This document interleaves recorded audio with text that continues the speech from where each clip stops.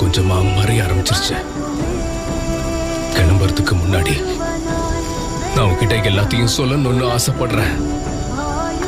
இதுக்கு மேல நான் பொய் சொல்ல விரும்பல.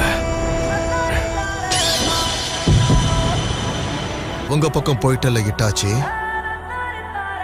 அப்பா, அம்மா, என்ன? எனக்கு எல்லாமே தெரியும் இட்டாச்சி. இட்டாச்சி, எனக்கு ஒரு வாக்கு கொடு. சாஸ்கேவை மட்டும் நீ நல்லா பார்த்துக்கணும். இது நீயா தேர்ந்தெடுத்த பாதைதான். உன்னை ஒப்பிட்டு பார்க்கும்போது எங்களோட வலி கன நேரத்துல கரைஞ்சு போயிடும்.